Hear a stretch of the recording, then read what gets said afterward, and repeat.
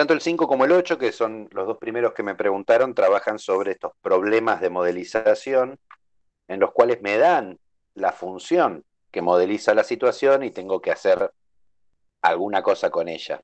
¿Sí? En el caso de esta, del ejercicio 5, me dicen que una cierta sustancia, era una sustancia, un elemento radioactivo, ¿sí?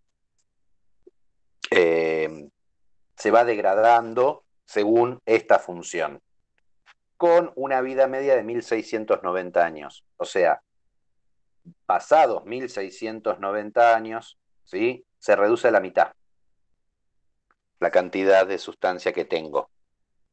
La sustancia inicial, o sea, si pasa 1690 años, yo arranqué con 30, después de 1690 años debería tener la mitad.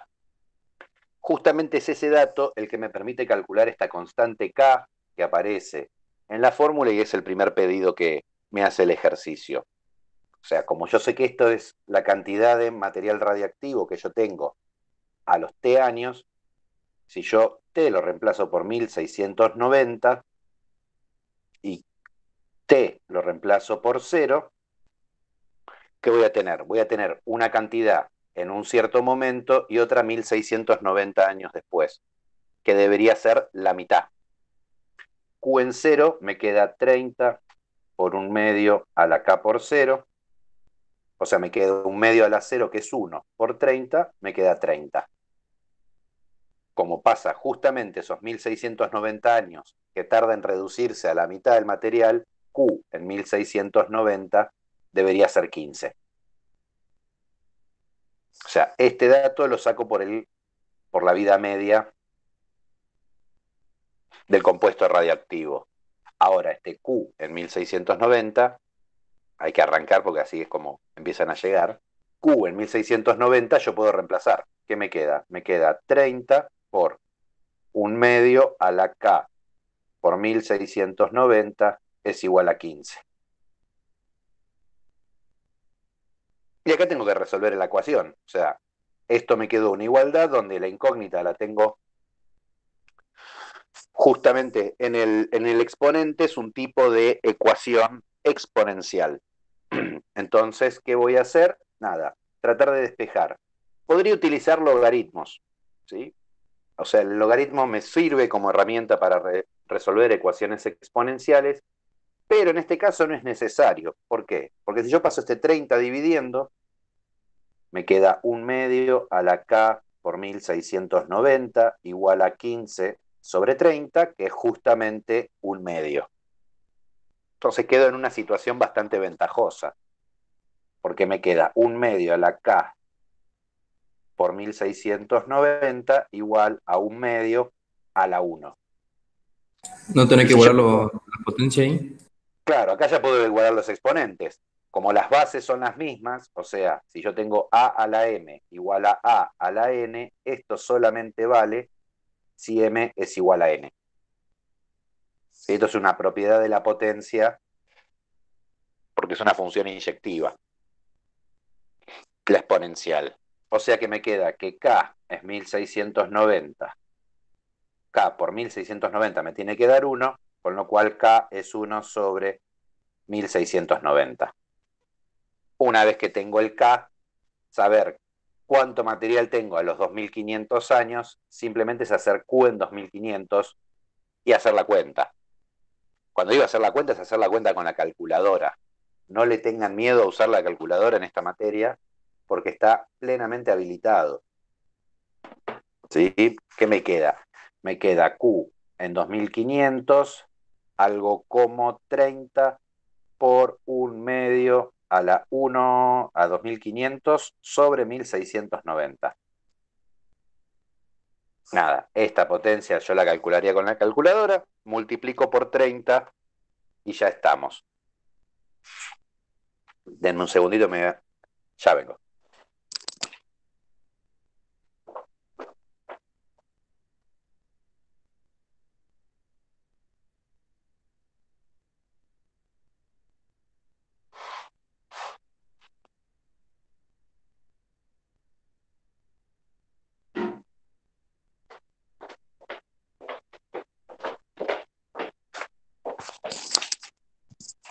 Ahí está. Con estos fríos uno anda muy congestionado, me sentía el de Aventuras en Pañales.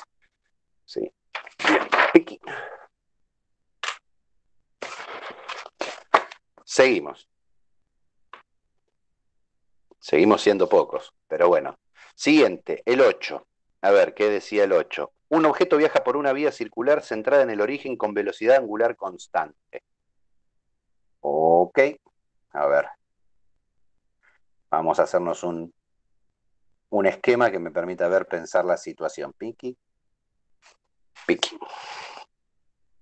¿Sí? La coordenada y de la posición del objeto, o sea, esto va girando, tiene un punto, esto tiene un X, esto tiene un Y. Me dicen que la coordenada Y, en función del tiempo, está dada por 2 coseno de pi por t menos pi sobre 12 centímetros, porque lo está midiendo en centímetros, ¿no? Me dice, ¿en qué tiempo t el objeto cruza el eje X? Entonces yo vengo así, vengo girando, girando, girando, girando, llego a un punto acá, ¿sí? Acá estoy cruzando el eje X. Sigo girando, girando, girando, girando. Acá cruzo el eje X. ¿Qué particularidad tienen este punto y este punto?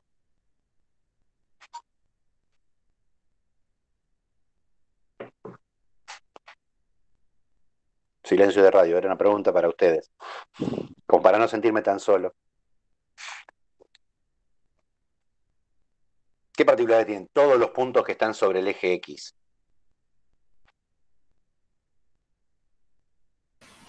Que I vale cero. Claro, o sea que la coordenada Y es cero, o sea, tiene un valor de X y la Y vale cero. Acá tendrá otro valor de X, pongámosle que acá X1, X2, y acá cero. O sea, cuando cruza el eje X, la coordenada Y es cero. Entonces, si esto me da el tiempo, en función del tiempo, cuál es la coordenada Y, yo querría ver para qué tiempo la coordenada Y vale cero. Entonces se reduce el problema a resolver pi sobre 2 o pi sobre 12. Ahora me agarró con duda, 12 era, me parecía. Pi sobre 12 igual a cero. O sea, el problema se reduce a resolver esta ecuación. O sea, me queda coseno de pi, el cero dividiendo. Y ahora pienso, ¿qué ángulo? ¿Sí? ¿Qué ángulo? ¿Qué ángulo? El coseno vale cero.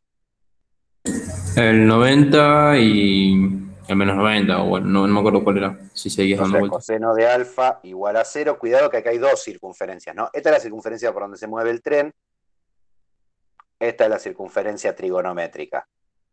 Cuando pensamos la circunferencia trigonométrica, las coordenadas de un punto en la circunferencia son coseno de alfa, seno de alfa.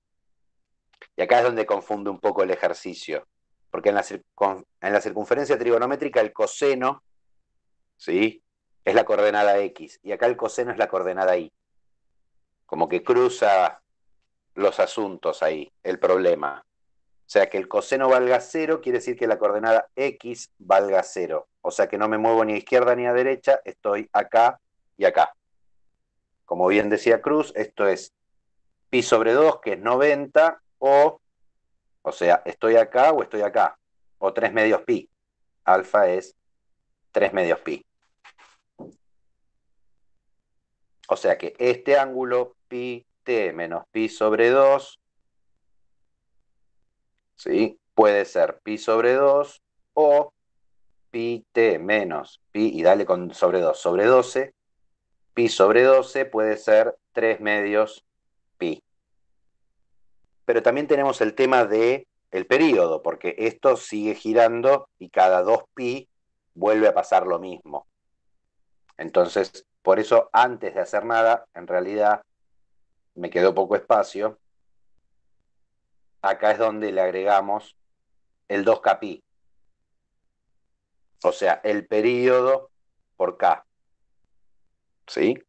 En realidad yo podría mirar el periodo a partir de este valor y decir el periodo es 2, ¿no? Porque el periodo era 2pi sobre el número que multiplica a la variable y agregar un factor que represente el periodo al final. Yo lo repongo acá, el periodo general, como si esto fuera el ángulo alfa, me olvido por un rato que hay una cuenta y después voy a despejar. La misma historieta se hace con el otro. O sea, acá me queda pi por t, es pi sobre 12, más pi sobre 2, más 2k pi. Y si divido todos por pi, me queda t es... Estos son 6 doceavos, más un doceavo son 7 doceavos, más 2k. Eliminé todos los pi porque dividí todo por pi, los dos lados de la igualdad.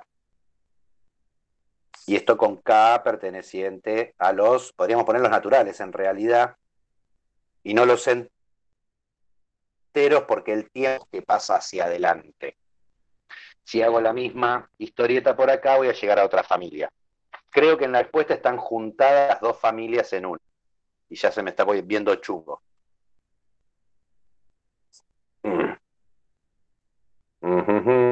Vamos a hacer esto.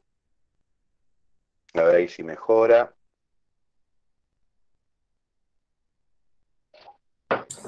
¿Por qué no puedes poner los reales positivos? O sea, ¿por qué solo los naturales? Porque acá el K este, en realidad en una, ahora voy para que se empiece a ver mejor. Me olvidé de hacer lo que iba a hacer esta semana. Es un correo diciéndoles que me iba a mudar de plataforma. Me está funcionando mejor el Zoom. Ya se los aviso hoy. ¿Se me está escuchando bien, aunque sea? Sí, sí, escuchar se escucha bien. Genial. Digo, como les decía, ahí ya nos vemos y nos escuchamos. Digo que a partir de la semana que viene vamos a hacer estos encuentros en vez de por Meet, por Zoom, porque utiliza menos ancho de banda y pierdo la imagen menos cuando, cuando doy clases. Decía, este 2k pi surge en realidad, yo cuando digo el coseno de alfa es igual a 0, vamos a un dibujo más grande. 1, 2. Yo tengo acá la circunferencia trigonométrica.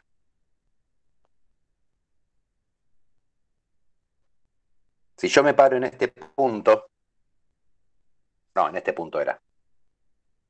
En este punto de acá, las coordenadas son 0, 1. Como la primera coordenada es el coseno, pasa que el coseno de alfa es igual a 0. Alfa, ¿quién es? Pi sobre 2. Ahora, las funciones trigonométricas, ¿cómo funcionan? Valga la redundancia. Yo voy girando acá y una vez que pasé el 2pi, vuelvo a empezar a girar y vuelvo a recorrer otra vez todos los mismos valores. Por eso el gráfico me queda periódico, estamos viendo el coseno, me queda algo así, que vuelve a ser la misma onda una y otra vez. Simétrica con respecto al eje X, este es un dibujo aproximado. Justamente el periodo es cuánto tengo que recorrer a partir de cualquier punto para encontrar otro punto que tiene la misma imagen. En el caso del coseno es 2pi. ¿Qué representa ese 2pi? Me voy a parar en otro ángulo. En que si yo me paro acá y le aumento el ángulo en 2pi, pego una vuelta completa. O sea, 2pi es el giro completo. O sea, vuelvo a caer exactamente en el mismo punto. Si caigo en el mismo punto, tengo las mismas coordenadas, en particular el mismo valor del seno y del coseno. Entonces, si yo me paro acá, si yo quiero resolver esta ecuación, es cierto que pi sobre 2 es una solución. Porque si yo giro pi sobre 2, llego a un punto que tiene coordenada x igual a 0. Ahora, si yo a esto le agrego una vuelta completa, o sea, si hago pi sobre 2 más 2pi, vuelvo a estar en este punto. Si le agrego dos vueltas completas, o sea, pi sobre 2 más 2 veces 2pi, vuelvo a estar en el mismo punto. Es como salir a la puerta de la casa de uno y dar una vuelta manzana. Yo vuelvo a la puerta de mi casa. Si pego otra vuelta manzana, vuelvo a estar en la puerta de mi casa. Lo importante es que siempre dé una cantidad entera de vueltas manzanas. Acá son giros alrededor de la circunferencia. Si hago pi sobre 2 más 3 por 2pi, me fui hasta el pi sobre 2 y di 3 vueltas completas. Y también las vueltas las podría pegar para atrás. O sea, podría decir, bueno, pi sobre 2 menos 2pi, pi sobre 2 menos 2 veces 2pi, que eso representaría girar para el otro lado. Girar en el sentido de las agujas del reloj, que es el sentido negativo. ¿Sí? En todos los casos lo que voy haciendo es sumarle una cantidad entera de vueltas. ¿Sí? Para un lado o para el otro. Por eso se generaliza, digo, coseno de alfa igual a 0 me sirve alfa igual a pi sobre 2 más 2k por pi, con k perteneciente a los enteros. Porque es el punto de inicio, 2pi es la vuelta entera, pero quiero pegar vueltas enteras. Si yo acá pusiera en k un número que no fuera entero, si pongo 3 cuartos, o sea, al pi sobre 2 le estoy sumando 3 cuartos de vuelta. O sea, llego acá, no llego acá. Si le pongo 2 séptimos y giro un poquito, no giro la vuelta entera. Por eso tomamos valores enteros. En el caso del problema 8, como t representa el tiempo, ¿sí? Lo que yo hago es poner naturales, porque el tiempo tiene que ser positivo. Lo suponemos positivo, que no tiene sentido el tiempo en negativo. ¿Clarificó? Sí, sí. Genial. Y ahora pasamos a la tercera pregunta. Si alguno de los que se sumó cuando ya habíamos arrancado quiere sumar consultas, ¿sí? Porque yo ya estoy terminando con las que me hicieron al comienzo de la clase. Puede ponerlas en el chat y vemos. Si no, ya empezamos a recorrer algunos ejercicios que tengan que ver con la teoría de hoy, distintos cálculos de límites, ¿sí? Que tenemos que ver distintas estrategias. El otro que me habían preguntado era el 19. El 19 es justamente, antes de empezar con el límite, pensar en la definición de límite. O sea, me dicen, demostrar que para todo epsilon mayor que 0 existe un delta mayor que 0 tal que si módulo de x menos 2 es menor que delta, esto implica que el módulo de un medio x menos 1 es menor que epsilon. Pensando en la definición de límite que dio hoy Daniel, si nos fijamos, justamente esto es lo que significa que el límite cuando x tiende a 2 de un medio x es igual a 1. O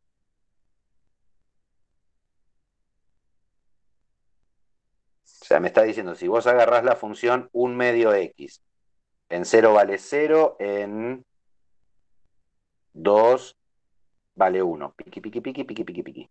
Agarro esta función.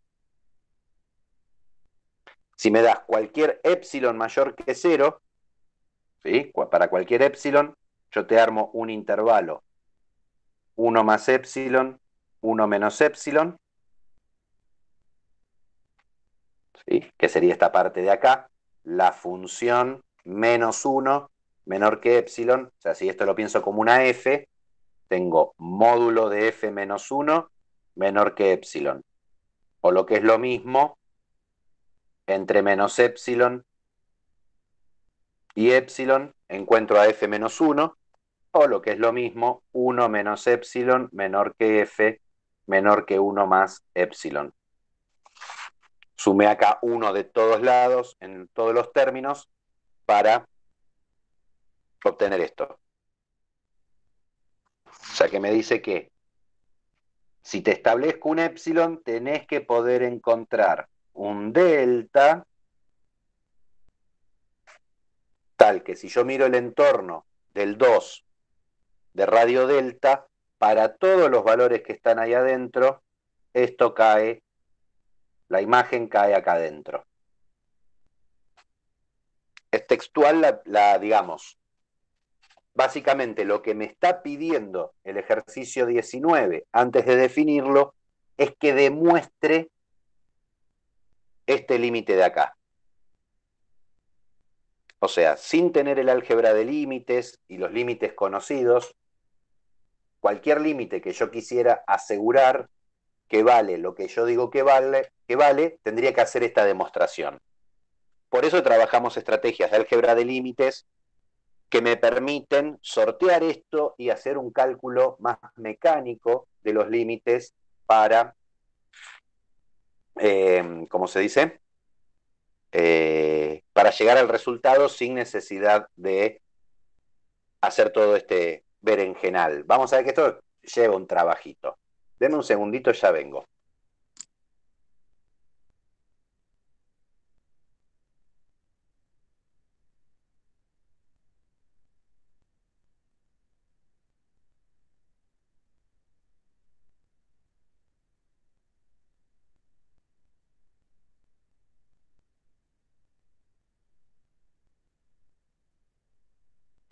Ahí está, problemas domésticos resueltos. Bien, entonces, cambiamos de hoja y vamos a hacer la demostración. Yo quiero probar que para cualquier epsilon que me den, puedo encontrar un delta tal que si módulo de x menos 2 es menor que delta, entonces un medio x menos 1 es menor que epsilon. Esto es un poco como lo que trabajamos al final de la práctica de la clase de hace 2 semanas, ¿sí? Nada más que en la clase de 2 semanas me decían el delta qué relación había con el epsilon. Acá la idea es que el delta, en realidad, es un delta que depende del epsilon.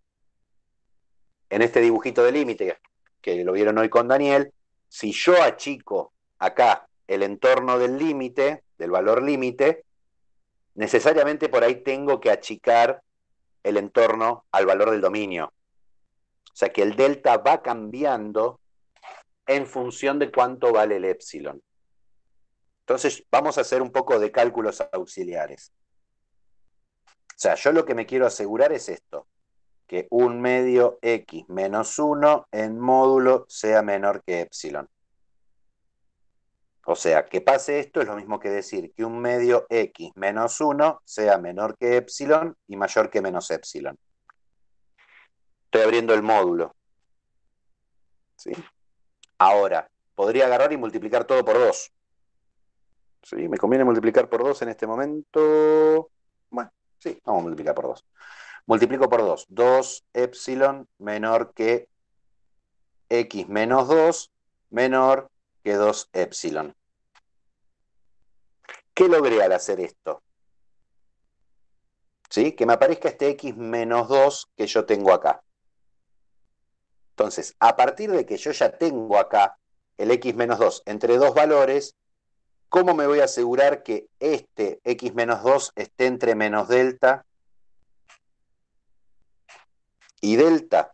O sea, ¿qué delta voy a tomar para poder asegurar esto? Bueno, voy a decir, tomo delta menor que 2 epsilon.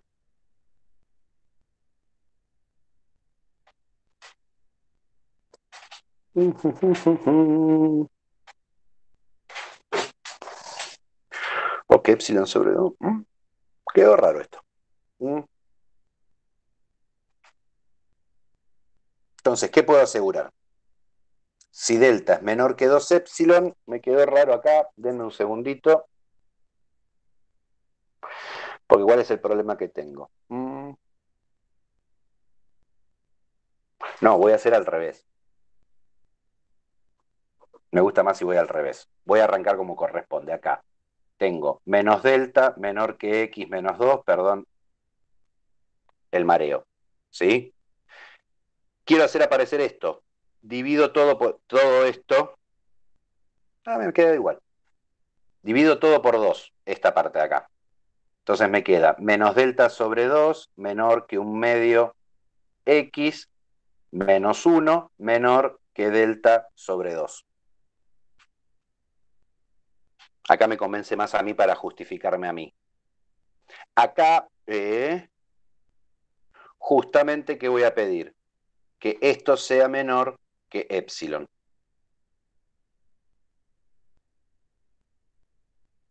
¿Sí? Y ahí quiero que me quedó, ¿no? Porque si tomo delta menor que epsilon sobre 2, entonces, si pasa esto, ya está, listo. Si tomo delta menor que epsilon sobre 2, sí, módulo de x menos 2 es menor que delta, es menor que epsilon sobre 2. Que 2 epsilon, digo. Estoy tololo hoy. Que 2 epsilon. Digo, paso este para acá. De acá saco el 2, me lo paso multiplicando para allá. O sea que me queda, si x menos 2 es menor que delta, como delta le pido que sea menor que epsilon por 2, me queda que el módulo de x menos 2 es menor que 2 epsilon. O sea que x menos 2 me queda entre 2 epsilon y menos 2 epsilon. Y si divido todo por 2, me queda menos epsilon menor que un medio x menos 1 menor que epsilon. O lo que es lo mismo, que el módulo de un medio x menos 1 es menor que epsilon. Ahí me convenció más. El problema acá es que si yo enganchaba el epsilon a la izquierda, el delta a la izquierda, ¿no? No me podía asegurar que estuviera a la derecha del x menos 2, por eso me frené. ¿Sí? Pero fíjense que yo parto de la hipótesis y a partir de el lugar a donde llego es que acá es donde saco la condición. Si en algún momento me pidieran probar un límite por definición, este es el camino para hacer.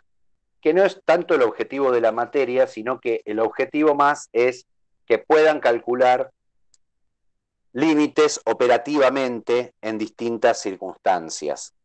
Digo, por ejemplo, si van a la práctica en el ejercicio 7, en la práctica 2, en el ejercicio 7 hay un montón de límites conocidos, hay una tabla de límites conocidos.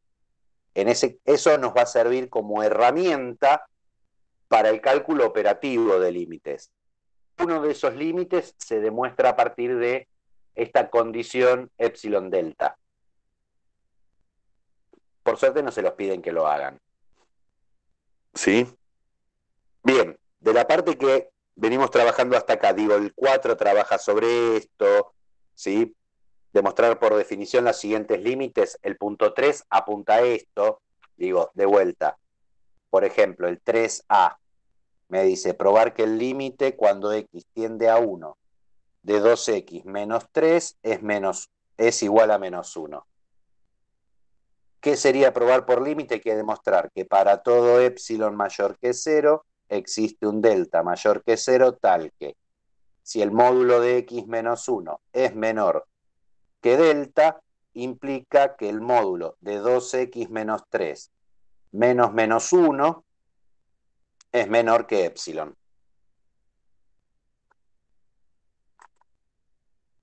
O sea, si me das un epsilon, ¿sí? De forma tal que la función esté muy cerquita del valor que yo propongo como límite, te puedo encontrar un radio para un entorno en el dominio a partir del cual, si estás lo suficientemente cerca, toda la imagen de ese entorno cae en el otro entorno. ¿Sí? Acá la demostración sería exactamente de la misma estrategia. Yo digo, x menos 1 es menor que delta, mayor que menos delta. Acá, ¿qué me queda? Me queda 2x menos 2 menor que epsilon. Voy a tratar de aparecer este 2x menos 2 acá. Multiplico todo por 2. Menos 2 delta menor que 2x menos 2 menor que 2 delta. Y acá ya me apareció el 2x menos 2 que tengo acá. Entonces voy a pedir que 2 delta sea menor que epsilon. Esto lo pido yo. Entonces, si delta es más chico que epsilon sobre 2, de acá despejo, de vuelta, el epsilon me lo dan. Me das un epsilon, yo te digo, bueno, delta tiene que ser más chico que epsilon sobre 2. Cualquier valor más chico que epsilon sobre 2. Si delta es más chico que epsilon sobre 2, del módulo de x menos 1, menor que delta, puedo deducir que me queda menos delta menor que x menos 1, menor que delta, ¿sí? Menor que epsilon sobre 2. O sea, en realidad lo podría hacer ya con el módulo directamente y después lo abro. O sea que el módulo de x menos 1 me queda menor que epsilon sobre 2. O sea que x menos 1 me queda entre epsilon sobre 2 y menos epsilon sobre 2. Y ahora multiplico todo por 2. Y que llego justamente a esto. Esto es 2x menos 2 menor que epsilon mayor que menos epsilon. Si multiplico por 2, me queda menos epsilon menor que 2x menos 2 menor que epsilon. Me dan un epsilon, te digo qué condición tiene que cumplir el delta para que si x menos 1, el entorno en 1 tiene radio delta, el entorno alrededor del límite tiene radio epsilon. Esta es la idea, por ejemplo, del ejercicio 3 y todos los ejercicios que dicen demostrar por definición. Tan buenos para pensar, ayudan a como a agilizar la mente este tipo de ejercicios. De la práctica 1, ¿alguna otra duda que quedó yo? Porque yo ya entré en práctica 2, entré en modo práctica 2.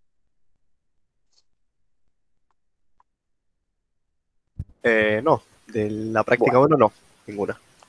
bien. Como les digo, los primeros ejercicios trabajan sobre esta definición, ¿sí? Y llegamos un poco a como una estrategia.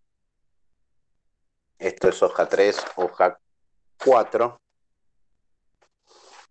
Utilizando, combinando el álgebra de límites, no voy a repetir el listado desde el álgebra de límite que lo tienen en la clase de Daniel, ni los límites conocidos. Ya se me puso chunga la imagen. Ahí estamos.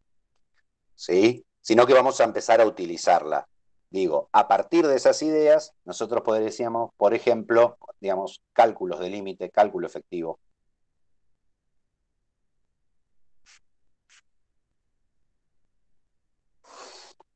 Por ejemplo, podríamos calcular el límite cuando x tiende a 2 de x al cuadrado más 3x más 5 sobre, vamos a poner un 4 acá, 3x menos 7. O sea, recurriendo al álgebra de límites, tengo el límite de un cociente, entonces yo esto lo puedo pensar como el cociente de los límites,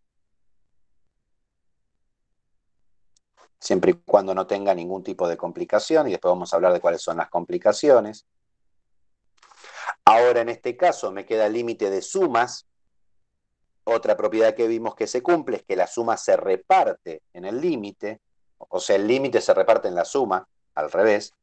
O sea que esto arriba sería el límite cuando x tiende a 2 de 4x cuadrado, más el límite cuando x tiende a 2 de 3x, más el límite cuando x tiende a 2 de 5, todo sobre, este igual iría acá, el límite cuando x tiende a 2 de 3x, más el límite cuando x tiende a 2 de menos 7.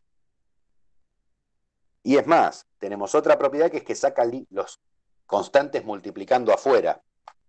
O sea que arriba yo podría escribir 4, límite cuando x tiende a 2 de x al cuadrado, más 3 veces el límite cuando x tiende a 2 de 3, más el límite cuando x tiende a 2 de 5, todo sobre 3, límite cuando x tiende a 2 de x, más el límite cuando x tiende a 2 de menos 7. Y ahora me lo llevé todo, esto era de 3, acá era x. Al hacer toda esta disección del límite, me lo llevo a todos los límites conocidos o que aparecen en la tabla del ejercicio 7. ¿Sí? Entonces, ¿qué me queda el límite cuando x tiende 2 a 2 de x al cuadrado? me queda 2 al cuadrado. El límite cuando x tiende a 2 de x, me queda 2. El límite cuando x tiende a 2 de una constante es la misma constante. Todo sobre 3 por el límite cuando x tiende a 2 de x, que es 2, es la misma variable, menos 7, porque esto es el límite cuando x tiende a 2 de una constante. O sea, vamos a escribir acá límite cuando x tiende a 2 de 4x cuadrado más 3x más 5 sobre 3x menos 7. Si nos fijamos acá, el cálculo que me queda justamente es lo mismo que si yo hubiera agarrado este valor y reemplazado al comienzo en cada aparición de la variable. ¿Sí? Pero está justificado este cálculo a partir de todas estas propiedades. Entonces, ¿qué vamos a hacer de acá en más? Usar esto que vemos, que notamos en este ejemplo, como estrategia de cálculo cuando x tiende a un valor numérico.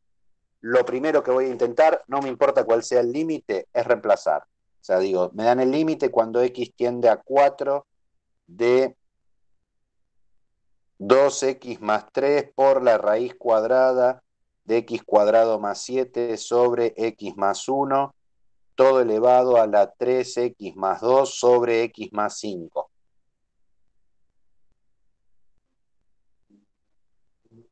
¿Qué voy a hacer? Antes que nada, ¿sí? Antes, digo, supongo que valen todas las propiedades del límite, que no me surge ningún problema, entonces reemplazo. O sea, esto me va a quedar 2 por 4 más 3 por la raíz cuadrada de 4 al cuadrado más 7 sobre 4 más 1, todo esto elevado a la 3 por 4 más 2 sobre 4 más 5. Si no me aparece ningún problema de cuentas, ¿sí? Nada, el resultado de esta cuenta es el resultado del límite. En este caso lo armé para que no hubiera ningún problema. 2 por 4, 8 y me queda 3 es 11. Raíz cuadrada de 15 sobre 5, raíz cuadrada de 3. Todo elevado a la 3 por 4, 12, 14 sobre 9. Esto es un número real, no es lindo, pero es un número real al fin. Es el resultado de mi límite. Hago un ejemplo así con un montón de cosas porque muchas veces después vamos a ver que aparecen ciertas situaciones problemáticas con los límites que tienen este tipo de apariencia, ¿no? Y se mandan a trabajarlo sin probar antes que haya algún problema. Digo, el clásico es este, límite cuando x tiende a 2, de x menos 2 sobre x más 4 a la 3x más 2. Y hacen un desarrollo de 4 hojas para resolver este límite, usando un montón de estrategias de un tipo de límite particular problemático. Ahora, si yo pongo un 2 acá, acá pongo un 2, acá pongo un 2 y acá pongo un 2, ¿qué me queda? 2 menos 2, 0. 2 más 4 es 6. Todo a la 3 por 2 es 6. Más 2 es 8. O sea, me queda 0 a la 8, que es 0. Y salió en un renglón. ¿Sí? ¿Qué me interesa que no pierdan? Esta primera estrategia de límites, ¿sí? Asegurada por el álgebra de límites que estuvieron recorriendo y demostrando con Daniel. O sea, primero y principal, siempre a la hora de calcular un límite numérico, yo le llamo límite numérico cuando x tiende a un número, lo primero que me fijo es si al poner el número en cada aparición de la variable hay algún problema. Si me quedan todas cuentas que puedo resolver y no me aparece nada raro, ¿sí?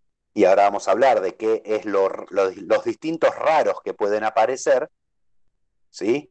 Entonces el resultado del límite es ese número que yo obtengo, ¿sí? En el ejercicio 8, por ejemplo, lo que busca es eso. Es simplemente reemplazar.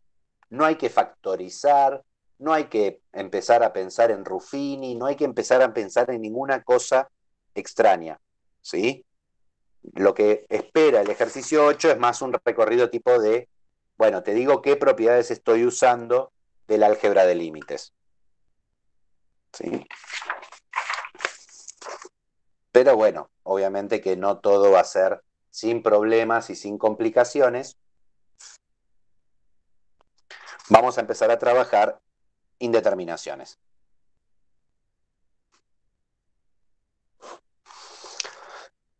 Una cuestión importante con respecto a qué llamamos una indeterminación.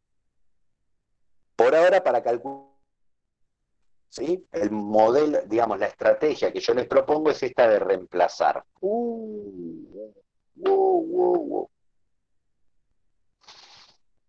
Esperen que estoy esperando que vuelva un poco la imagen.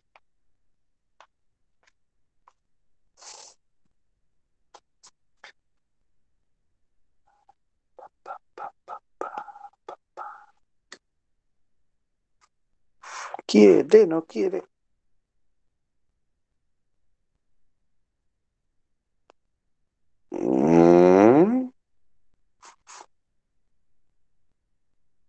Ahí parece que quiere. Una indeterminación es cuando me aparece esto que yo les decía, alguna cuenta rara o que no puedo resolver. ¿Sí?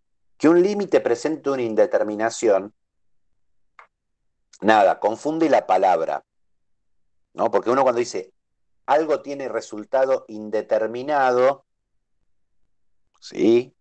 Como que pareciera como que no hay forma, no sé cuál es el resultado, ¿sí? Pero nosotros cuando trabajamos límites con indeterminaciones, que me aparece una indeterminación, vamos a calcular el límite de esa situación o de esa función. ¿A qué llamamos indeterminación? Cuando falla el método. ¿Y cuál es el método que tenemos? Uno solo, que es este de reemplazar.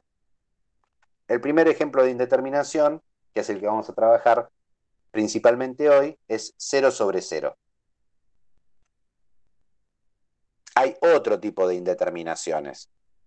¿Sí? Está 0 a la 0, 1 a la infinito, infinito sobre infinito. Digo, vamos a ir recorriendo los distintos problemas de cuentas que no me permiten utilizar mi método básico. ¿Sí? Nosotros ya habíamos visto con los problemas de dominio que dividir por 0 era un problema.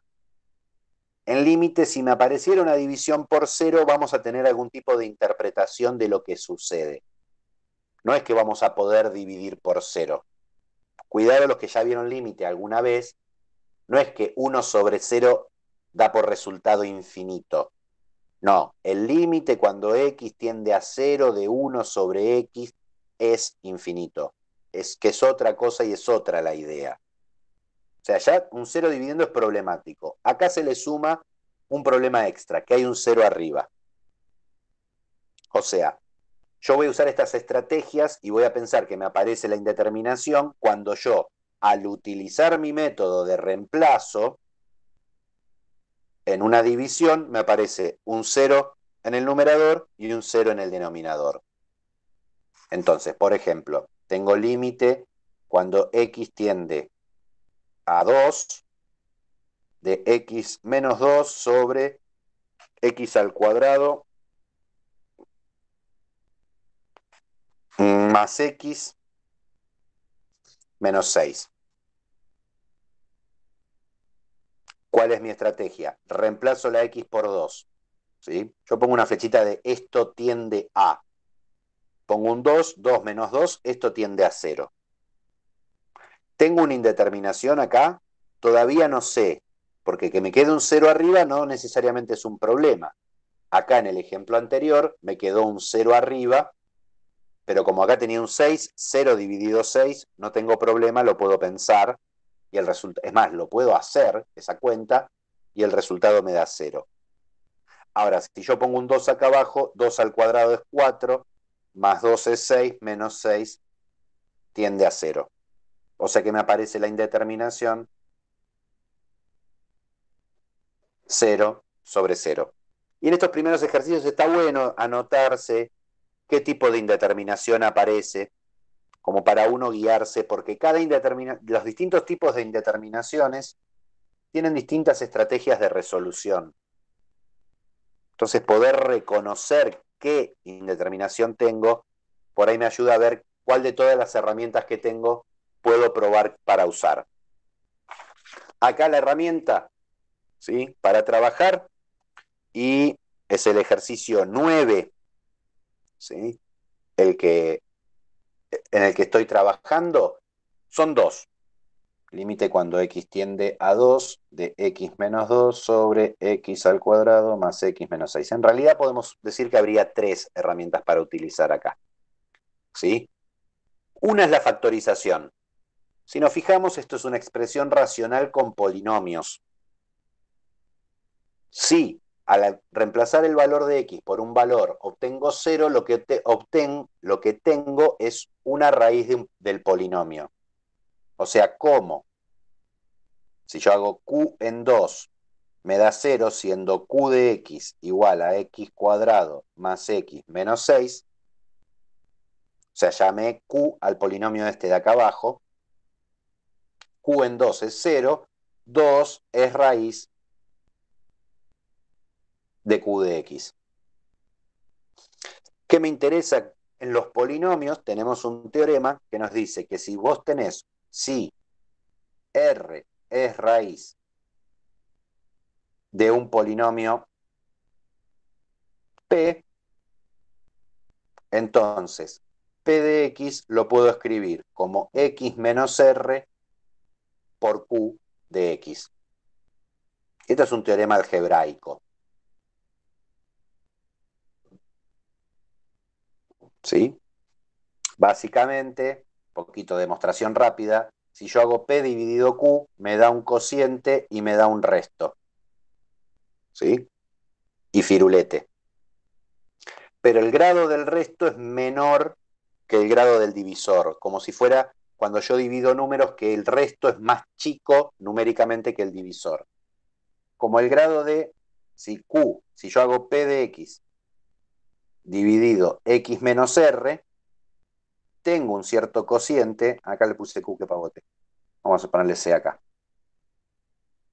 un cierto cociente, y como el resto tiene que ser más chico en grado que un polinomio de grado 1, quiere decir que el resto tiene que ser un número. Pero en toda división, el dividendo es igual al divisor por el cociente más el resto. Más el resto que lo llamé n. ¿Qué pasa si R es una raíz de P? P en R me tiene que dar 0. Pero P en R, si yo reemplazo acá la X por R, ¿qué me queda?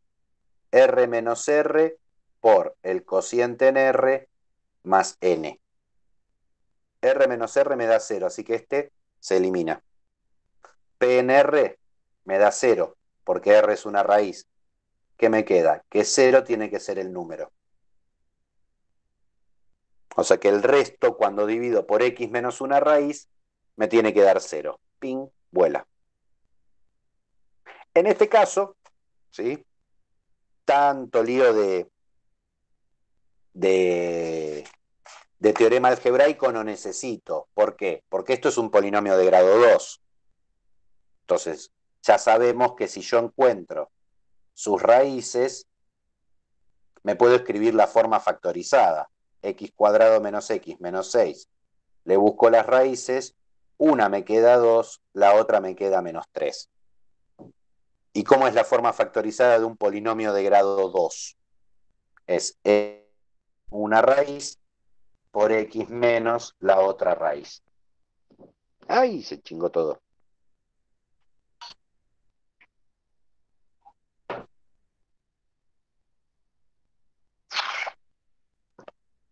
A ver si vuelve.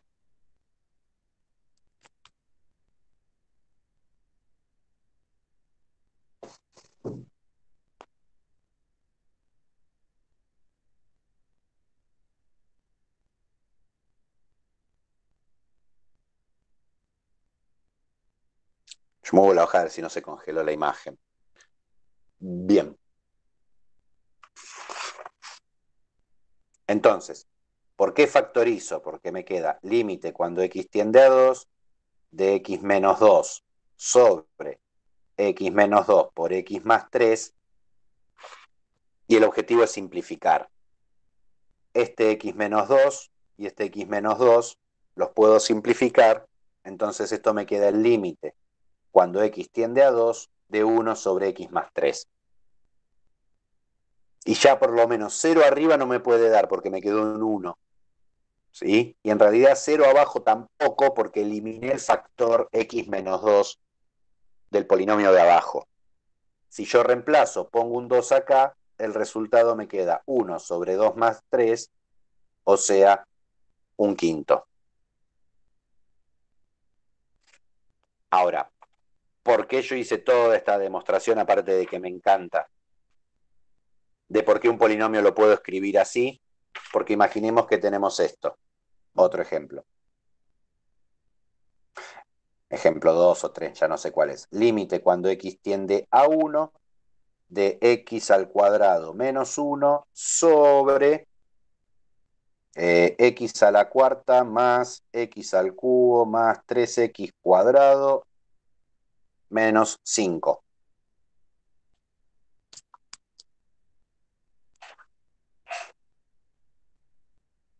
De vuelta, tengo x teniendo un valor, primera estrategia, reemplazo x por el valor.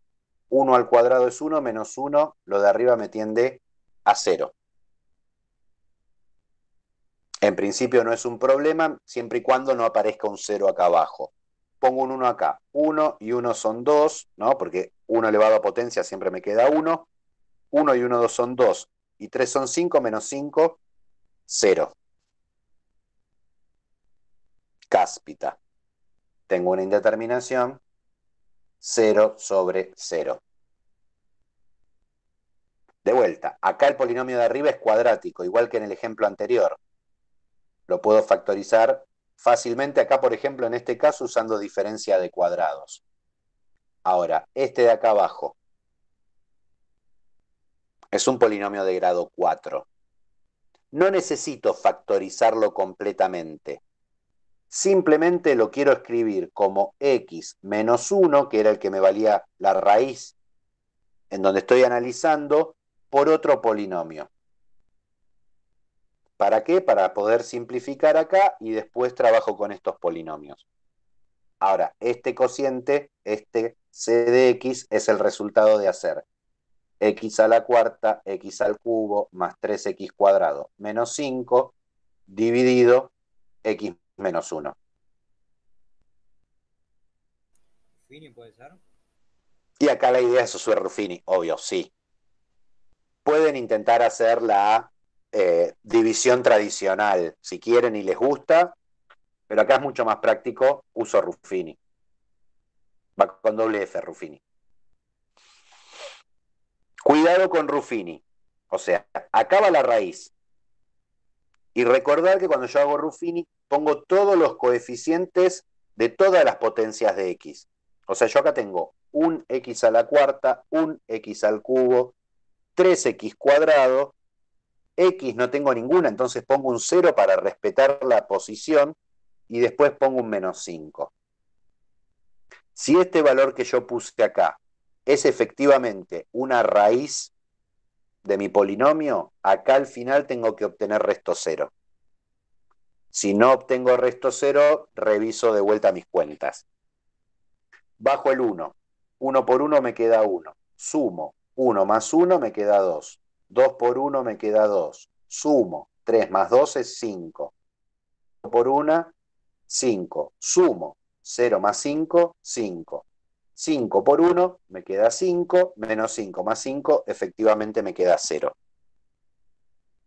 O sea, tengo límite cuando x tiende a 1 de x más 1 por x menos 1 sobre x menos 1 por un x al cubo más 2x al cuadrado más 5x más 5. Ahora, este polinomio seguro tiene alguna raíz real más. ¿sí? Cuando trabajábamos polinomios, ¿qué hacíamos? Tratábamos de factorizarlo lo más que se pudiera, ¿no? Pero acá es donde hay que tener en claro lo que yo estoy queriendo hacer. A mí no me pidieron factorizar este polinomio. A mí me pidieron calcular este límite. Cuando yo usé mi estrategia, que es reemplazar, me apareció un problema que es la indeterminación 0 sobre 0. Entonces yo hago esta división y esta factorización, no con el objetivo de representar el polinomio en forma factorizada, sino de sacarme de encima los factores que hayan en común entre el numerador y el denominador. Por eso acá, si bien se puede seguir factorizando, no lo voy a hacer. Yo acá tacho el x menos 1 con el x menos 1 y se me acabó el problema. ¿Cómo sé que ya se me acabó el problema?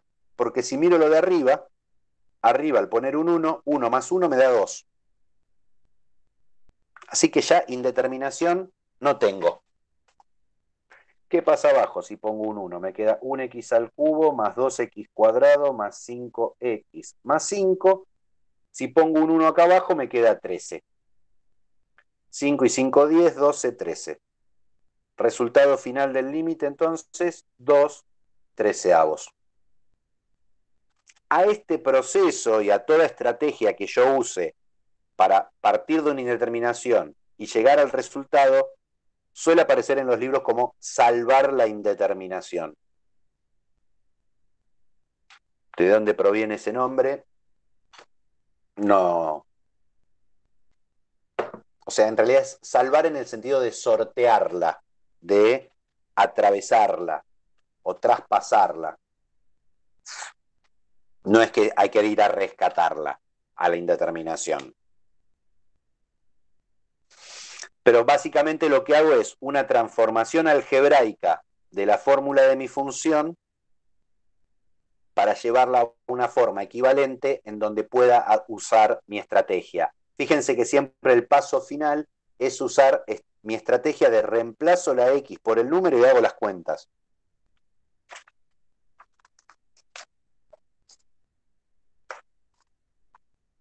Bien, si aparecen raíces, aparece esta idea de multiplicar por el conjugado, que hicieron algún ejemplo con Daniel, ¿sí? Y aparecen algunos casos raros, esa sería la segunda estrategia de la que yo hablaba, pero aparecen algunos casos extraños en donde uno puede usar una tercera estrategia, y es el ejemplo del 9h. ¿Qué dice el 9h? Tengo el límite cuando x tiende a 8 de raíz cúbica de x menos 2 sobre x menos 8. ¿Hay algún otro método para resolver indeterminación 0 sobre 0 que no sean esas? ¿Algún teorema o algo?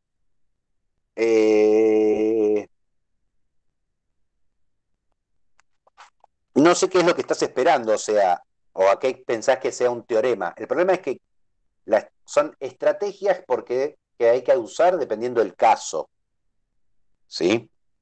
Hay algunos teoremas, por ejemplo, el teorema de L'Hopital, o de Bernoulli, más correctamente hablando históricamente, que usando otra herramienta que es la derivada, me permite salvar también este tipo de indeterminaciones. ¿Sí? Pero para eso necesitaríamos saber qué es la derivada, que va a ser el tema bastante más adelante, cuando terminemos con límite. ¿Sí? O sea, hay muchas estrategias. Es más, por ahí yo resuelvo de una forma y después encuentran otra forma distinta de resolverlo. Digo, es variado. De vuelta, siempre la idea es tratar de eliminar este factor, como que hay un factor en cada una de las funciones, numerador y denominador, que se me hace 0. La idea es tratar de eliminarlo. ¿Sí? Decía, con Daniel, digo, por ejemplo, si yo tengo límite cuando x tiende a 8 de raíz de x menos 2 sobre, no, a 4, raíz cuadrada de x menos 2 sobre x menos 4, trabajaron una estrategia para salvar esto. Digo, acá yo no puedo factorizar porque esto no es un polinomio. Pero podía ser multiplicar por raíz de x más 2, arriba y abajo, ¿Para qué? Para sacarme esta raíz de encima. Acá como estoy multiplicando por algo que vale 1, porque es una fracción con igual numerador y denominador, no cambio la función. ¿Sí? Entonces, en este caso, me quedaba el límite cuando x tiende a 4. De acá me queda el producto de binomios conjugados. Se está viendo chungo.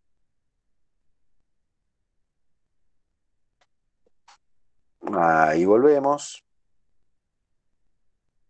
¿Qué pasaba con el producto de binomios conjugados? Me quedaba el primer término al cuadrado menos el segundo al cuadrado, y abajo me queda x menos 4 por raíz de x más 2. Fíjense que me siguen quedando cosas que no son polinomios. Esto es... acá simplifico y simplifico, o sea, por esto lo digo, x tendiendo a 4, pero acá me aparece un x menos 4 arriba y un x menos 4 abajo, que justamente es el factor que estaba ahí escondido un poquito acá, que me hace que me dé 0. Y acá puedo simplificar. 1, 1. Entonces me queda el límite cuando x tiende a 4 de 1 sobre raíz de x más 2. Y esto lo puedo resolver y me queda un cuarto. Pongo el 4 acá, raíz cuadrada de 4 es 2, más 2 es 4, y arriba me queda 1 que es una constante. O sea, hasta ahora vamos, y un poco apurando porque se me pasa la hora y tengo una lista muy larga de ejemplos para pensar. Si tengo división de polinomios, factorizo. Factorizo o divido para que me aparezca ese valor x menos una raíz que voy a simplificar. Si me aparecen raíces cuadradas, esto de multiplicar por el conjugado me permitía sacar raíces y que aparezcan polinomios y reducirme al caso anterior. Acá yo voy a hacer una estrategia parecida. Una tercera estrategia que la llamamos cambio de variable. No es la única que se puede utilizar acá, ojo, pero es la que a mí me gusta. Yo tengo un problema con esta raíz cúbica de x. Entonces, ¿qué voy a hacer? A la raíz cúbica de x la voy a cambiar, la voy a llamar con otro nombre, la voy a llamar t. Entonces, en mi límite, donde aparece raíz cúbica de x, va a aparecer t. Menos 2, la constante sigue igual, pero acá x me aparece a la 1. Si la raíz cúbica de x es t, de acá yo puedo despejar y decir que x es t al cubo. O sea que acá abajo, donde me aparece x, yo puedo reemplazar y poner t al cubo menos 8. Pero en mi límite, x tendía a 8. Si x tiende a 8, ¿cuál es el límite cuando x tiende a 8? De la raíz cúbica de x, que es mi t. Si yo pongo un 8 acá, la raíz cúbica de 8 me da 2. O sea, con este cambio de variable, cuando x tiende a 8, t tiene que tender a 2. ¿Qué es lo que acabo de hacer con el cambio de variable? ¿Sí? Convertí mi límite donde había una raíz cúbica en un límite donde hay polinomios solamente. Fijémonos que el cambio de variable en sí no me resuelve la indeterminación. Si yo pongo un 2 acá, 2 menos 2 me da 0.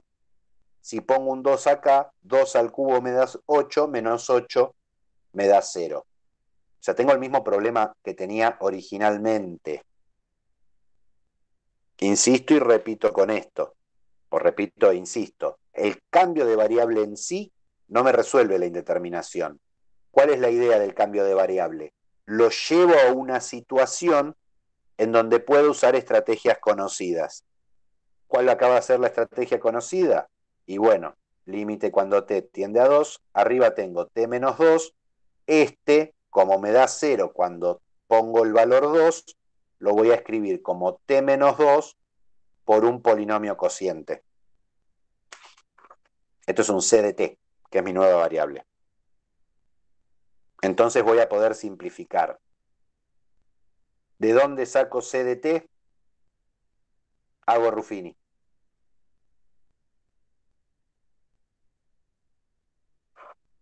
Tengo t al cubo menos 8. 1t al cubo, 0t al cuadrado, 0t menos 8.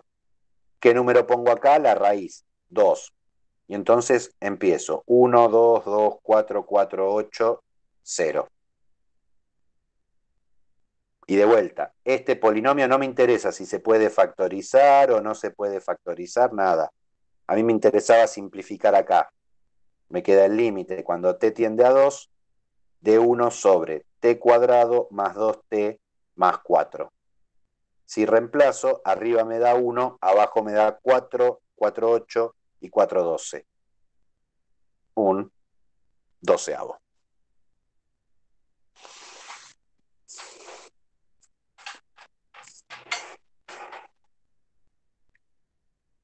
De vuelta, esto del cambio de variable es una herramienta para trabajar. No me va a resolver la indeterminación, pero por ahí me lo permite acomodar para que aparezca un caso conocido. Si seguimos avanzando en la práctica,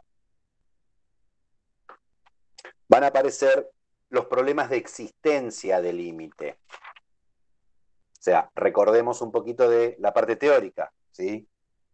Para que exista el límite cuando x tiende a de una cierta función, los límites laterales deben existir y coincidir.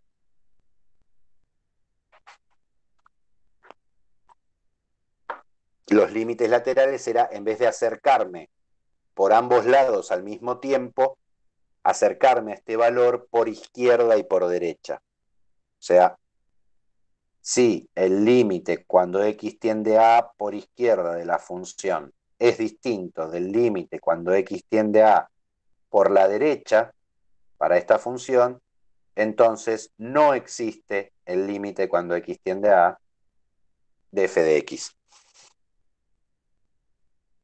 En el ejercicio 12 me pide analizar la existencia de ciertos límites. ¿Sí? Justamente van a ser funciones en donde, en el valor donde se me pide, por ahí hay un cambio de fórmula.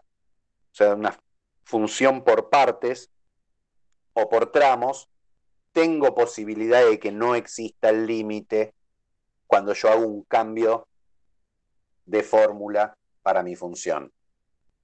Pero a veces las cosas vienen medio escondidas. Por ejemplo, ¿sí? El 12D me pide calcular el límite cuando x tiende a 0 de x más x al cuadrado sobre módulo de x. ¿Cuál es mi primera estrategia? Mi primera estrategia, pongo el 0 acá, 0 acá, 0 acá, 0 más 0 al cuadrado me da 0. Pongo un 0 acá, me da 0. O sea, tengo una indeterminación 0 sobre 0. Acá, no tengo acá arriba tengo un polinomio, pero acá abajo no tengo un polinomio. Tengo una función módulo que no es un polinomio, no es una raíz, ¿sí? Pero ¿qué puedo pensar? A ver, x más x al cuadrado sobre x en módulo. ¿Cómo se comporta? Si x es más grande que 0, o sea, si x es positivo, esta función me devuelve x al cuadrado más x sobre x. ¿Sí? Porque el módulo para los positivos me devuelve lo mismo. Si x tiende a 0 por izquierda, me devuelve x más x al cuadrado sobre menos x. El opuesto de x porque es lo que me devuelve el módulo cuando le doy un número negativo. Entonces voy a analizar 7. Yo tenía el límite cuando x tiende a 0 de x más x al cuadrado sobre módulo de x. Como veo que a la izquierda y a la derecha del 0 el comportamiento es diferente, tengo distintas fórmulas, voy a analizar los límites laterales. Analizo límites laterales. Entonces, ¿qué tengo? El límite cuando x tiende a 0 voy a ir por la derecha primero. Si x tiende a 0 por la derecha, a la derecha del 0 tengo números positivos. O sea que calcular este límite es lo mismo que calcular el límite cuando x tiende a 0 de x más x al cuadrado sobre x. Y acá a partir de, por el costado que me acerco al 0, me saco de encima el módulo y me queda una situación de polinomios, que es lo que trabajábamos en el 9. Me queda el límite cuando x tiende a 0. Acá podría sacar factor común x, 1 más x sobre x, y simplificar. Este se me va con este. Una vez que simplifiqué el factor que me hace aparecer el 0 arriba y el 0 abajo, reemplazo. Pongo un 0 acá, 1 más 0, me queda 1. Ahora, voy con el límite cuando x tiende a 0 por izquierda, de x más x al cuadrado sobre módulo de x. Y de vuelta, hago una interpretación. Si voy por el 0, por la izquierda del 0, me estoy acercando con números negativos. Entonces, el módulo de x, cuando le meto un número negativo, me devuelve el opuesto del número, x más x al cuadrado. Y de vuelta, tengo una situación de 0 sobre 0. Si pongo 0 acá y 0 acá, me da 0 tanto en el numerador como en el denominador, pero ahora tengo polinomios. O sea que puedo volver a usar la estrategia de factorizar x por 1 más x sobre menos x. Simplifico, acá me queda un 1 y cuidado acá abajo. Simplifico, me queda un menos 1. Ahora, cuando pongo un 0 acá, me queda 0 más 1 es 1, por 1 es 1, dividido menos 1, menos 1. ¿Qué pasa con los límites laterales? No coinciden. Entonces, no existe el límite cuando x tiende a 0 de x más x al cuadrado sobre el módulo de x. ¿Sí? Puedo hacer un análisis lateral, pero no tengo un comportamiento homogéneo por un lado o por el otro. Cuando yo tengo el número sin ninguna indicación acá arriba, quiere decir, no importa si venís de un lado o del otro, la tendencia es siempre la misma. ¿Sí? Ahora cuidado, 12e. El 12e me dice, el límite cuando x tiende a menos 1 de x más x al cuadrado sobre módulo de x. Cuidado con los automatismos. Fíjense que nosotros arrancamos con esta función y la abrimos y la analizamos un poco. ¿Sí? Pero ¿por qué yo me tiré a hacer los límites laterales en el caso anterior y en este caso no lo voy a hacer? Porque en el caso anterior me pedían el límite cuando x tiende a 0. ¿Sí? Y acá en 0 tenía dos cosas primero. Si ponía un 0 acá y un 0 acá, primera cosa me aparecía una indeterminación 0 sobre 0. Segunda cosa era el valor donde cambio de fórmula. Acá, en este caso, ¿me será necesario analizar los límites laterales? ¿Qué voy a hacer? Primero hago mi primera estrategia. Pongo un menos 1 acá y un menos 1 acá. Menos 1 al cuadrado es menos 1. Es 1, digo. Menos 1 de acá me queda 0. Pero ¿qué pasa si pongo el menos 1 acá abajo? Módulo de menos 1 me queda 1. ¿Tengo indeterminación? 0 sobre 1. No, da 0. ¿Sí? Da 0. No hay indeterminación.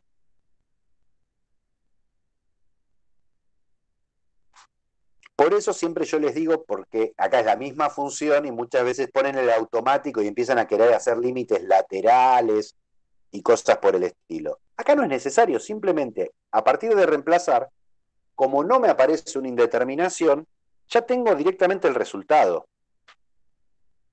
¿Sí? Así que cuidado con esto de, digamos, olvidarse las buenas primeras costumbres, los primeros pasos que uno da con el límite, que es esta idea de reemplazar. Esto del ejercicio 8. En el ejercicio 8 uno pone números, hace cuentas y tiene el resultado de los límites. No pierdan eso como primera estrategia porque muchas veces aparecen casos en donde tiene pinta de que va a haber una indeterminación y en realidad cuando uno hace las cuentas no las hay. ¿Sí?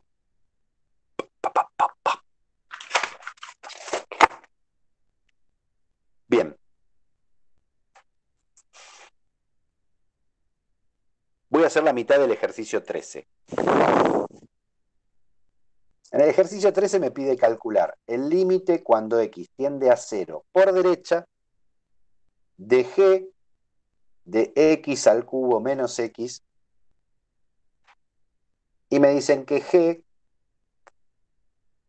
¿sí? No, g no. El límite cuando x tiende a 0 por derecha de g de x es 4, y el límite cuando x tiende a 0 por izquierda de g de x es 7. Pensando también en las propiedades del límite, uno lo que se tienta al querer calcular este límite es decir, bueno, pongo un 0 acá, pongo un 0 acá, esto tiende a 0, esto va a tender el resultado del límite a donde tiende g cuando lo de adentro tiende a 0. ¿Sí? ¿Cuál es el problema?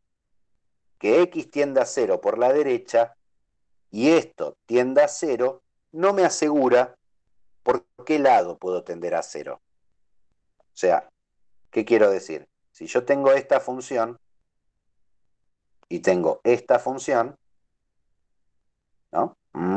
Así y así. Si yo hago x tendiendo a 0, esta función, si me voy acercando al 0, se aproxima al 0. ¿Pero por dónde se aproxima al 0? O sea, si yo hago el límite, imaginemos que esta sea g. El límite cuando x tiende a 0 por derecha de mi g, tiende a 0, pero por izquierda, porque va por acá abajo, por los negativos. En cambio, esta función, si yo hago el límite cuando x tiende a 0 por derecha de esta función g, a medida que yo me acerco al 0, también se va acercando al 0 la función, pero tiende a 0 por derecha. O sea, puede haber un cambio de comportamiento de la función, por más que en ambos casos tienda a 0. Entonces, en el 13 la gran pregunta es, ¿sí? El límite cuando x tiende a 0 por derecha, de x al cubo menos x. Esto da 0. La pregunta es, acá arriba, ¿va por derecha o por izquierda? Si yo me voy aproximando a 0 por este lado, por el lado de los positivos.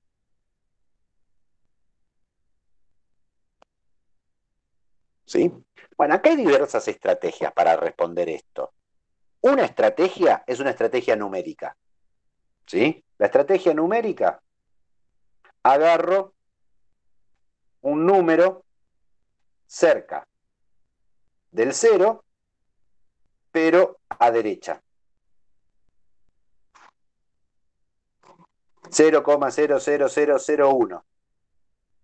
O sea, pienso bien cualitativamente esta idea del límite como que me voy aproximando. Uy, se me puso todo chungo. Ahí volví. Entonces tomo un valor bastante próximo al 0, pero a la derecha. Y veo qué pasa con esta cuenta. No es elegante, ¿sí? No es bonito matemáticamente, pero es correcto el procedimiento, no es mala idea, ¿sí? Es legal. Otra opción, que a mí me gusta más, es límite cuando x tiende a 0 por derecha, x al cubo menos x, yo lo puedo pensar como que es x por x al cuadrado menos 1. O lo que es lo mismo, es x por x menos 1 por x más 1.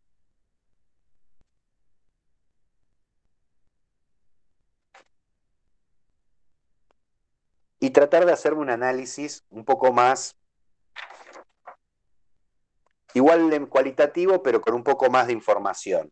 A ver, mi función esta tiene una raíz en 0, una raíz en 1 y una raíz en -1.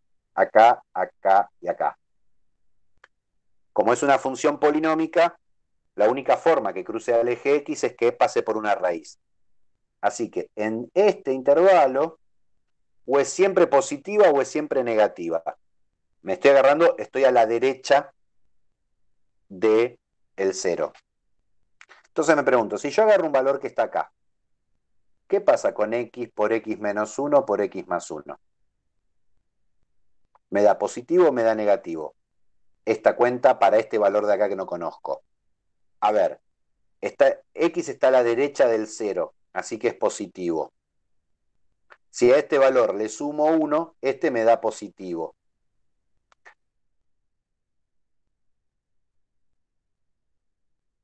Pero este vale 1. Entonces, esto, como es más chico que 1, me va a dar negativo.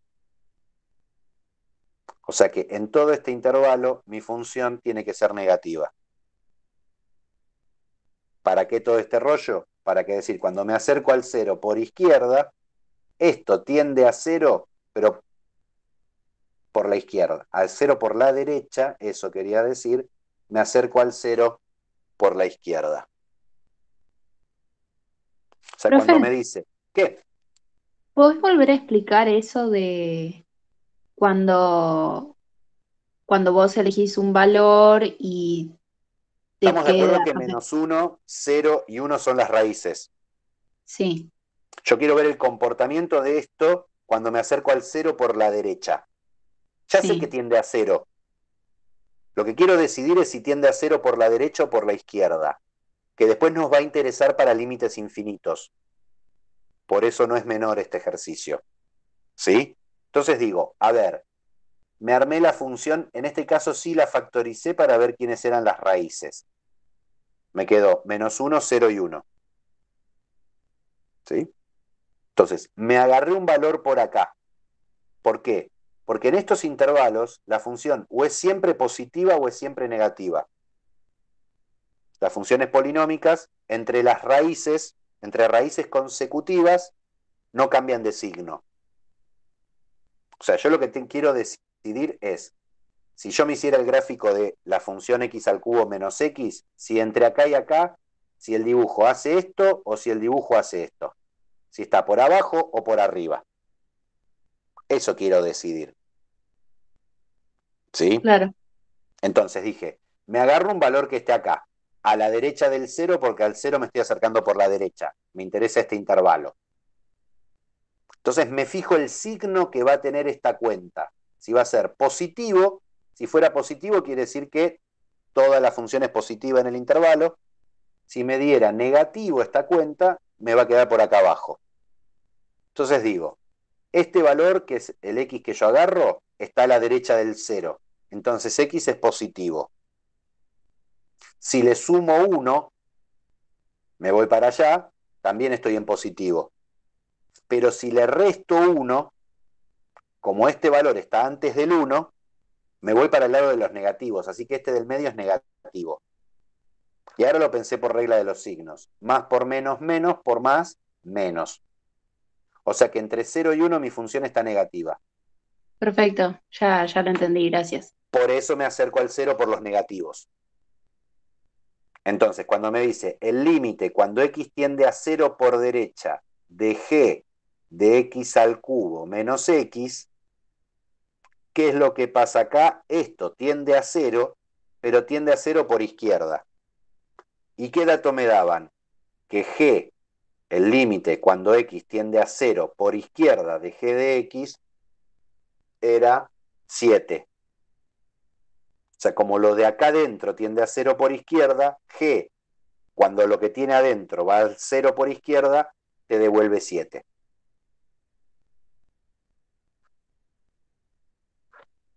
O sea, están cambiados los resultados con respecto a lo que da con la orientación. Comprueben que después en el otro, el límite cuando x tiende a 0 por izquierda, de g de x al cubo menos x, traten de justificarse para ustedes por qué esto tiende a 0 por derecha. Entonces el límite cuando lo de adentro tiende a 0 por derecha, tengo que usar el otro dato que me dice que cuando g de x, cuando x tiende a 0 por derecha, tiende a 4. Acá es tratar de convencerse de esto. Insisto con lo mismo, ¿sí? Esto nos interesa un montón. ¿Por qué? Porque después, nada, spoiler alert, si yo tengo el límite cuando x tiende a 0 por derecha de 1 sobre x al cubo sobre x, esto tiende a menos infinito. En cambio, si hago el límite cuando x tiende a 0 por izquierda, de 1 sobre x al cubo menos x, esto tiende a más infinito. Y esto son extremadamente distintos, estas dos cosas. O sea, mi función en el 0, si yo me acerco por la derecha, se está yendo para abajo, y si me acerco por la izquierda, se está yendo para arriba. Si uno no puede diferenciar esto, no sabe para dónde dispara la función. Y recuerden que uno de los objetivos de la materia es que puedan construir a partir de el análisis de ciertos límites y de otra herramienta que es la derivada, construir el gráfico de una función. Si uno equivoca las tendencias, más que más las tendencias a infinito, va a estar complicado. ¡Uy! 6 menos 10. ¿Qué lo paró? Bien, avancemos un poquito rápido. Digo, post hoy, hasta el 19 pueden hacer, ¿eh? Y no sé si el 20 también. Sí, hasta el 20 seguro.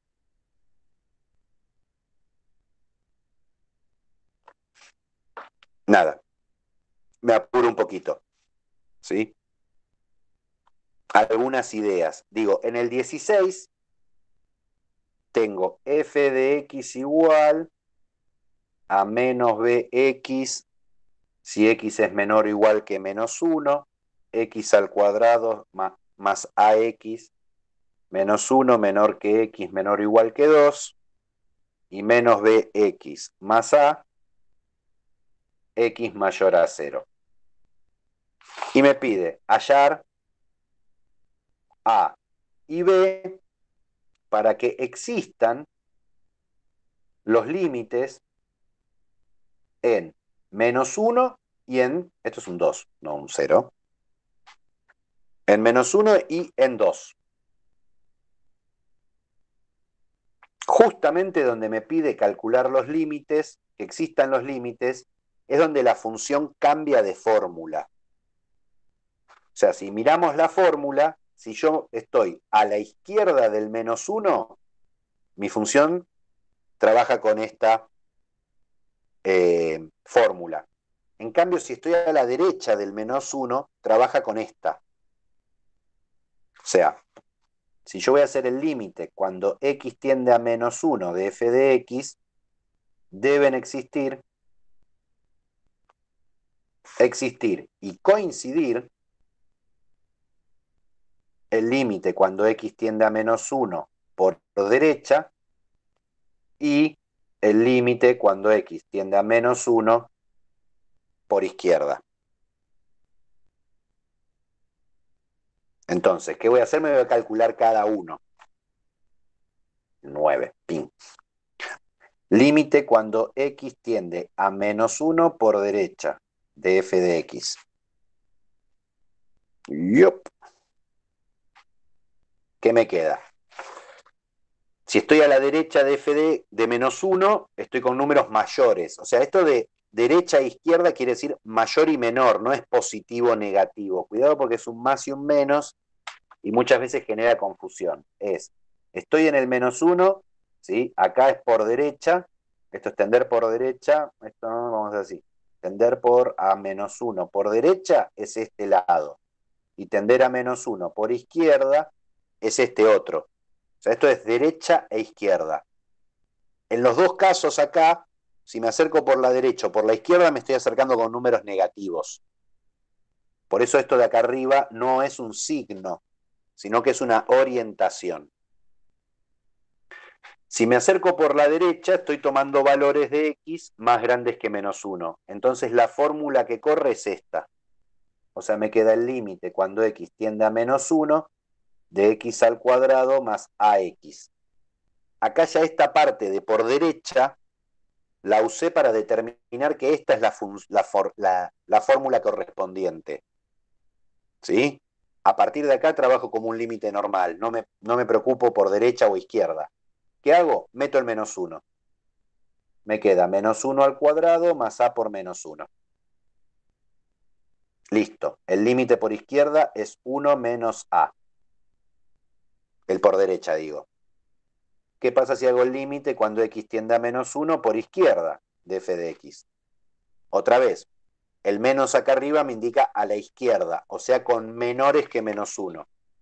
Para menores que menos 1, mi función trabaja con esta fórmula. Entonces, esto va a ser el límite cuando x tienda a menos 1 de menos bx. Y uso la estrategia primera de siempre. Agarro el menos 1 y lo pongo acá. Me queda menos b por menos 1, me queda menos b. O sea, para que exista ¿No sería el B? límite más b, por eso. Es la conexión que anda medio mal.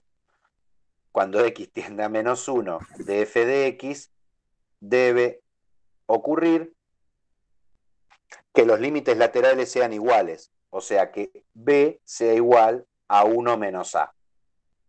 Primera condición. Si yo a b le doy un valor tal que sea igual a 1 menos a, cualesquiera sean ellos, el límite en menos 1 de esta función está asegurado. ¿Sí? Pero me pide que exista el límite en menos 1 y el límite en 2. Digo, ¿acaso si pongo un 3, ¿sí? y en a le pongo un menos 2, la función tiene límite en menos 1. Si pongo un 5 y un menos 4, la función tiene límite en menos 1. O sea, hay infinitas posibilidades para que exista el límite en menos 1. Pero yo quiero que exista el límite en menos 1 y además el límite en 2. Para el límite en 2 voy a hacer lo mismo. Voy a hacer el límite cuando x tiende a 2 por derecha y el límite cuando x tiende a 2 por izquierda de la función. Otra vez, como en 2 tengo un cambio de fórmula, es que analizo los límites laterales.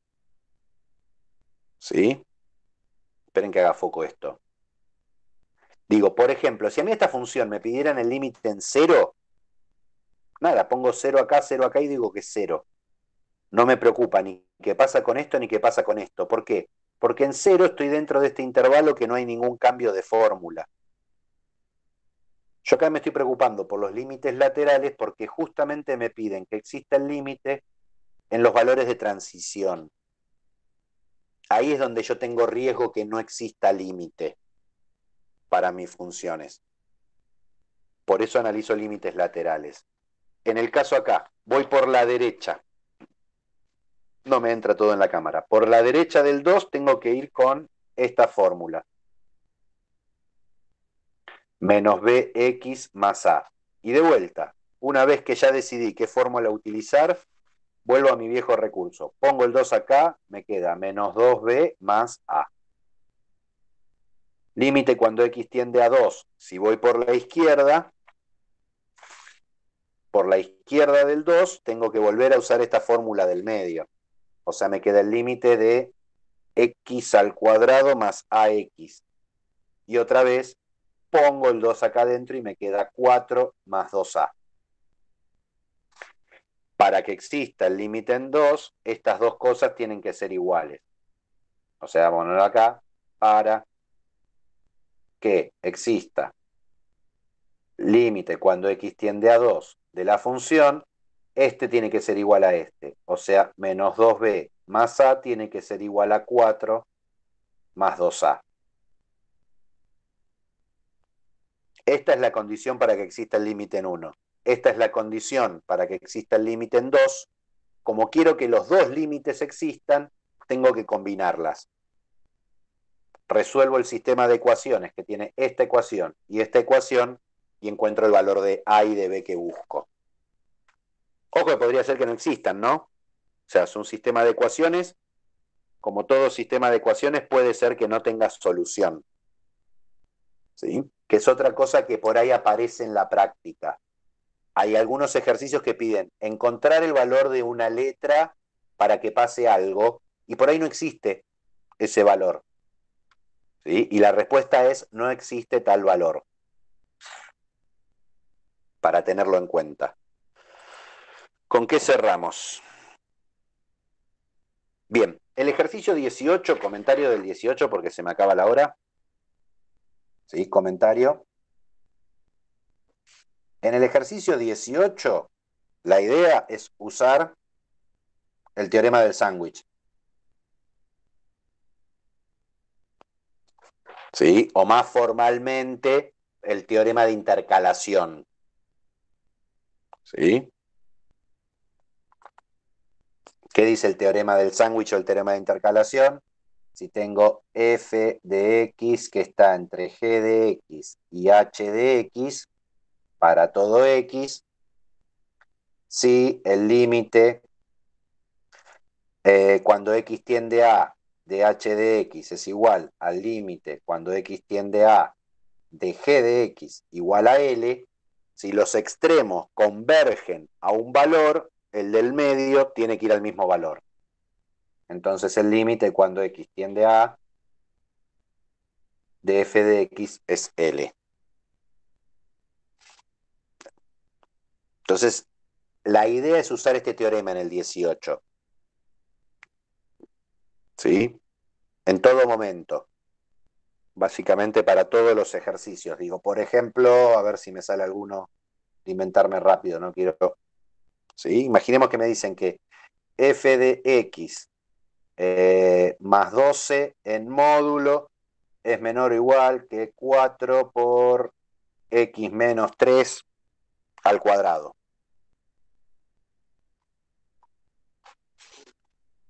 ¿Sí? Y me dicen hallar el límite cuando x tiende a 3 de f de x.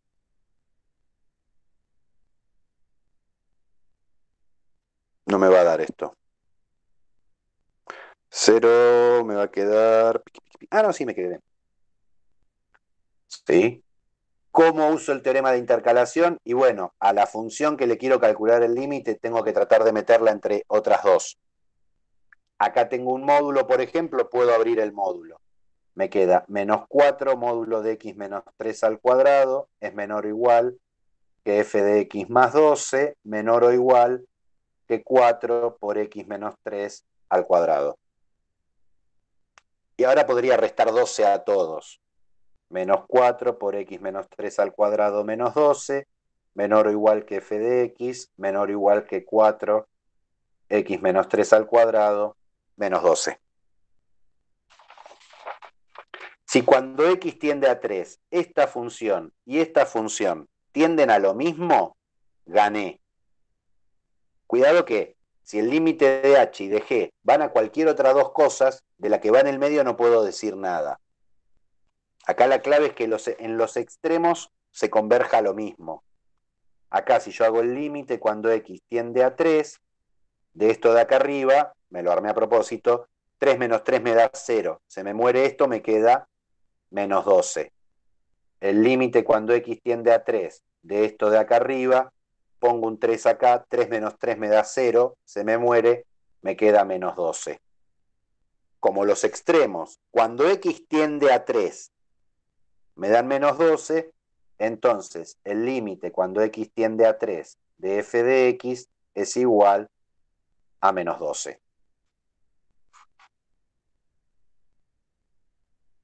Fíjense que, por ejemplo, si yo hiciera el límite cuando x tiende a 0 en los extremos, este tiende a menos 16 y esta a menos 8. O sea que del límite de f cuando x tiende a 0 no puedo decir absolutamente nada. Puse 0 como un ejemplo para hacer las cuentas rápido. ¿Sí? Lo importante es que los extremos tiendan a lo mismo y alguno de los extremos podría ser una función constante. ¿Qué quiero decir? Si me dicen f de x 10 es tal que 0 es menor o igual que f de x, menor que 4x, x al cuadrado menos 2x más 2x menos 8. ¿Sí? Igual esta no es siempre positiva, tengo problemas acá. Menor que g de x, esto quiere decir. ¿Sí? Y me dicen que el límite cuando x tiende a 4 de g de x es igual a 0. Si pasa esto, vamos a ponerlo más prolijo, 0 menor o igual que f de x menor que g de x, si esta converge a 0, como esta siempre vale 0, entonces el límite cuando x tiende a 4 de g de x también va de f de x también va a ser 0. O sea que no necesariamente tengo que tener dos funciones, o en realidad podemos pensar que una constante es una función en sí misma. ¿Sí?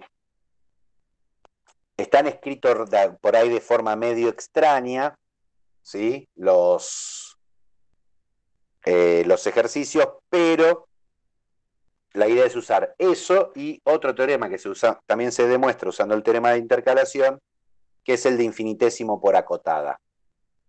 ¿Sí? Infinitésimo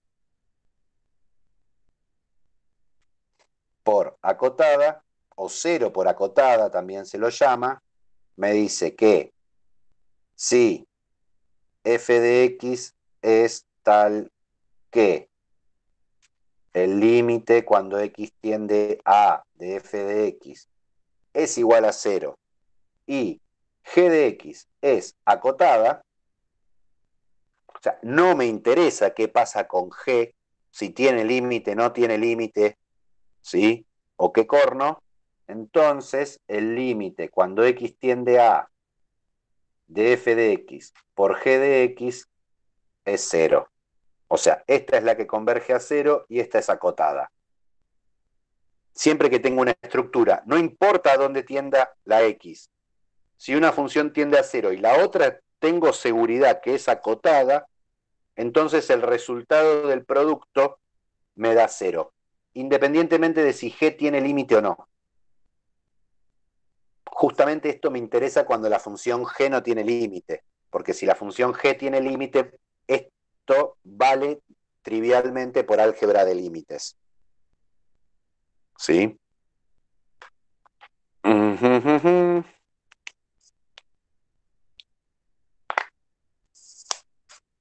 Bueno, usando estos dos teoremas, el 18 tendría que salir. ¿Sí? Y 2 minutos así medio rapidito, prometo arrancar cualquier cosa con todas las dudas que surjan del 19 la clase que viene. Se nos estiró un poco y no llegamos. Para el 19, que es hasta el que me interesa que lleguen. ¿Sí? No lo vamos a hacer, arranco la semana que viene demostrando esto. ¿Sí? Que es justamente usando el teorema de intercalación. El 19, la idea es usar un límite conocido, en realidad primero demostrarlo y después usarlo, que es el límite cuando x tiende a 0, de seno de x sobre x, que si nos fijamos, A es una indeterminación 0 sobre 0, porque seno de 0 me da 0, y acá tengo un 0, pero este límite da 1. La demostración, como les digo, el sábado que viene prometo que arrancamos haciendo la demostración. ¿Sí? Pero ahora pasa, una vez que lo demostramos, pasa a ser un límite conocido. Cuidado cómo utilizamos esto. Tengo seno de x sobre x, o sea, esta x y esta x son la misma. ¿Sí? No me interesa que tiendan a cero, sino más que, aparte de que tiendan a cero, que sean lo mismo. ¿Qué quiero decir? Si yo tengo el límite cuando x tiende a cero de seno de 4x sobre x, esto no es 1. ¿Por qué? Porque si bien esto tiende a cero y esto tiende a cero, o sea, estoy en la misma problemática que acá arriba, acá la clave es que esto y esto son exactamente iguales. O sea, en general, lo que vamos a decir es el límite cuando x tiende a 0 de seno de alguna cosa sobre exactamente la misma cosa es igual a 1. Obviamente que la cosa tiene que tender a 0. En realidad podríamos decir x tendiendo a A. Si cuando x tiende a la cosa tiende a 0, si se repite arriba y abajo, toda esta estructura me da 1. O sea, quiero repetir en el denominador lo que tengo adentro del seno para calcular y para resolver esta indeterminación. O sea, esta es una estrategia de resolución de otro ejemplo de indeterminación 0 sobre 0. O sea, ¿qué es lo que voy a hacer acá? Tengo seno de 4x. Voy a hacer aparecer esto que tiende a 0 abajo de mi seno. ¿Para qué? Porque ahora ya tengo la estructura que quiero. Tengo seno de algo que tiende a 0 sobre el mismo algo. Esto ya me puedo asegurar que tiende a 1. Pero yo ¿qué tenía? Tenía una x acá abajo, y si agregué un 4x acá abajo, para compensar, voy a agregar un 4x acá arriba.